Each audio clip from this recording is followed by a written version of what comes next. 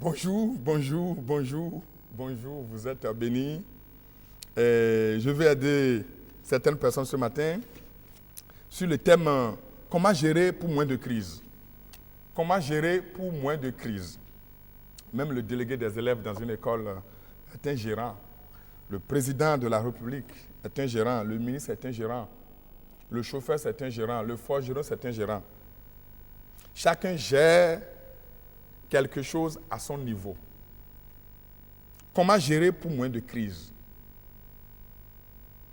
On pouvait même aussi dire comment gérer les crises. Comment gérer dans la vie? Comment s'en sortir? Comment faire pour sortir des crises? Je t'ai apporté le remède. Et nous allons voir une étude de cas simplement dans la Bible. Et ceux qui m'ont déjà écouté plusieurs fois m'ont déjà entendu dire que je dis que la Bible vaut toutes les agrégations. La Bible vaut tous les doctorats. Et celui qui lit la Bible est agrégé en tout. Oui, agrégé et docteur de tout en tout. La Bible, le livre des livres.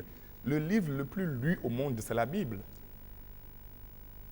C'est la Bible. La lecture la plus passionnante, c'est la lecture de la Bible. Il y a tout là. On va voir une étude de cas. C'est dans Matthieu 1, je lis à partir du 19e verset jusqu'au 25e. Il est écrit, Joseph, son époux, qui était un homme de bien et qui ne voulait pas la diffamer, se proposa de rompre secrètement avec elle. Comme il y pensait, voici un ange du Seigneur lui apparut en songe et dit, Joseph, fils de David, Marie, ta femme, prends-la, car l'enfant qu'elle a conçu vient du Saint-Esprit. On me suit un peu, je crois. Elle enfantera un fils et tu lui donneras le nom de Jésus, ainsi de suite, ainsi de suite. Il y a eu crise entre Joseph et sa femme. La crise, c'est que il a appris que sa femme est enceinte. De qui? On ne le sait. Et il est en train de dire, mais comment je vais faire? C'est une crise. C'est une crise. Comment gérer pour moins de crise? Comment sortir de crise? C'est une crise. Alors qu'est-ce que Joseph a fait? La Bible dit que Joseph, premièrement, a dit, je ne vais pas diffamer Marie. Je ne peux pas la diffamer.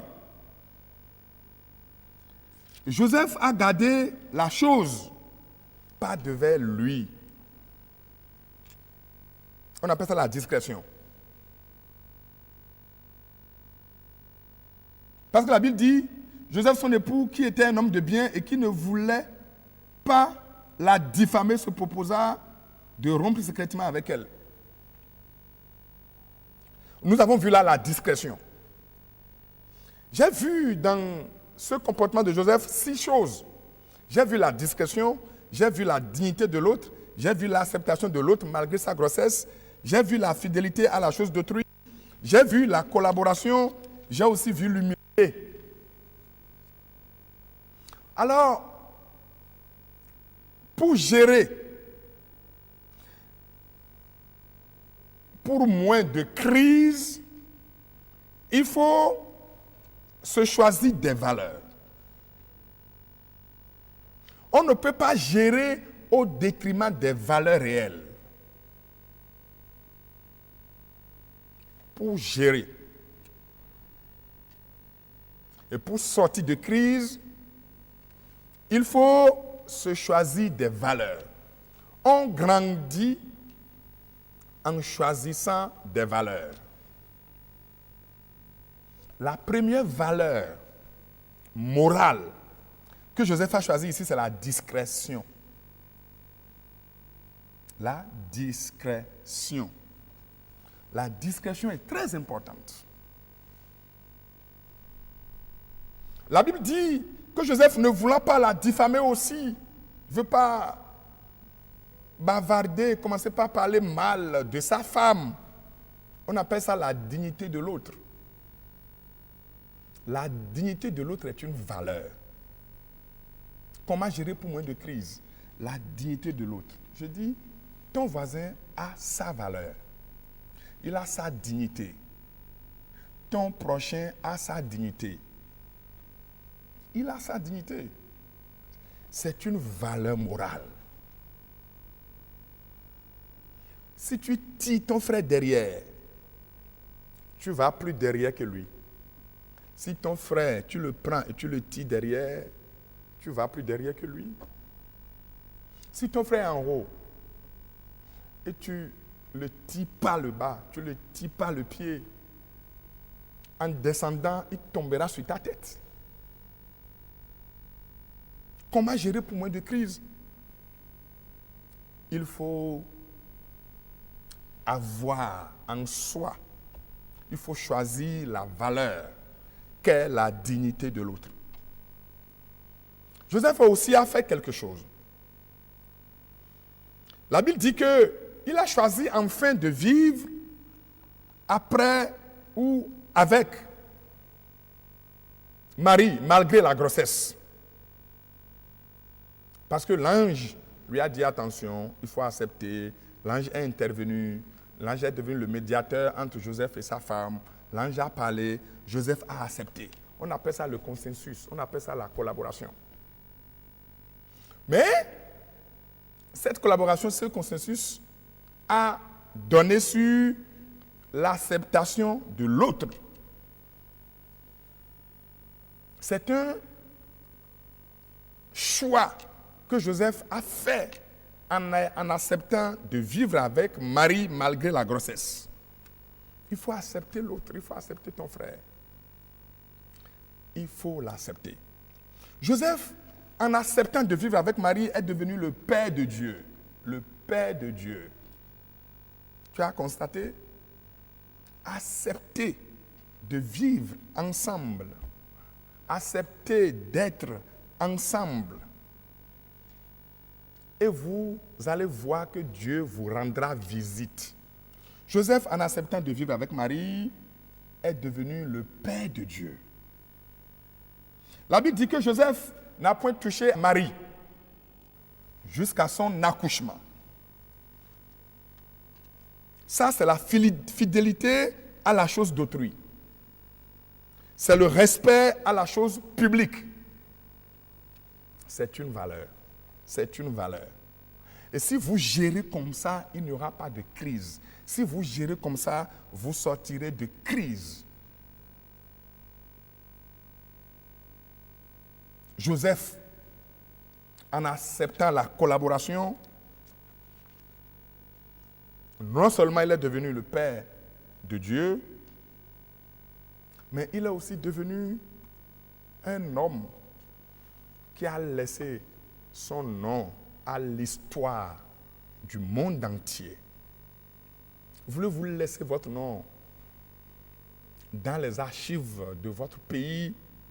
Choisissez de collaborer. Choisissez d'être fidèle aux choses d'autrui. La collaboration est une valeur. Mieux gérer, c'est choisir, grandir. Mieux gérer, c'est choisir des valeurs. Mieux gérer, c'est accroître sa production. Joseph aussi, en acceptant de laisser tomber, en acceptant de ne pas diffamer, en acceptant la discrétion, alors qu'il avait le choix, alors qu'il avait les moyens, alors qu'il n'avait pas tort, a choisi alors l'humilité. Tu as vu? L'humilité est une valeur. L'humilité consulte son prochain. L'humilité ne s'accroche pas à son titre. C'est une valeur. L'humilité prie pour celui qui réussit et ne lui souhaite jamais la chute. L'humilité n'est pas jalouse. L'humilité se lève le matin et bénit Kokou de sa promotion. L'humilité se lève le matin et bénit Gérard de son avancement. L'humilité se lève le matin et bénit son voisin qui réussit. Il dit, Seigneur, honore le, bénis-le, sois avec lui. C'est ce que l'humilité fait comme prière. L'humilité ne tire jamais son frère derrière parce qu'elle sait qu'en tirant son frère derrière, on va plus derrière que lui. Tu sais ce que aussi fait l'humilité? L'humilité se déplace très rapidement et fait moins de bruit. L'humilité se déplace très rapidement et fait moins de bruit. L'humilité évite le pédantisme. L'humilité évite le m'as-tu vu. Parce que le tigre ne peut jamais dire « voici, je suis tigre ». Le tigre ne dit pas « je suis tigre ».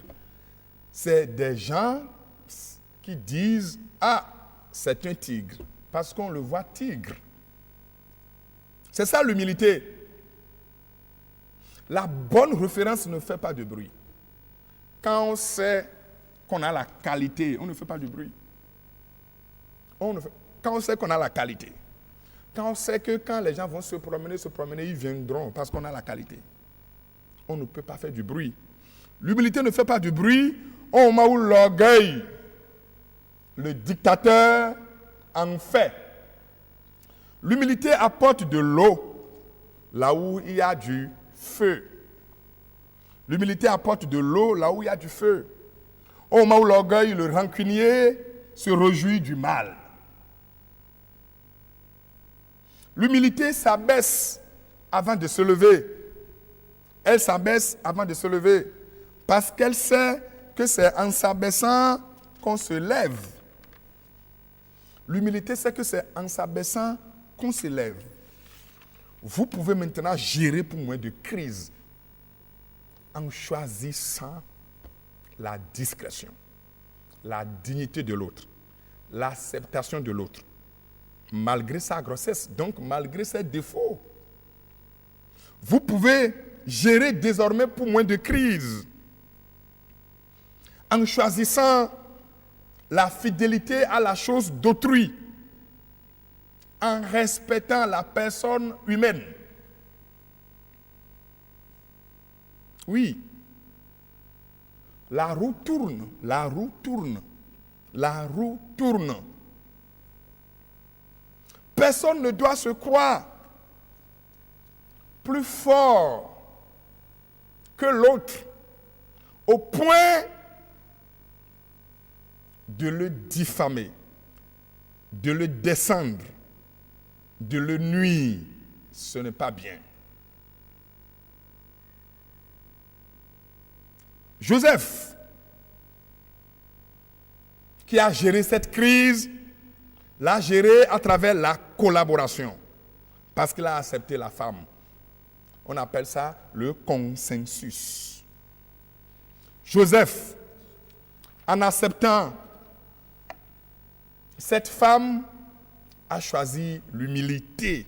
C'est une valeur. Je veux maintenant que vous gériez pour moins de crise en vous inscrivant dans les valeurs que je viens de citer.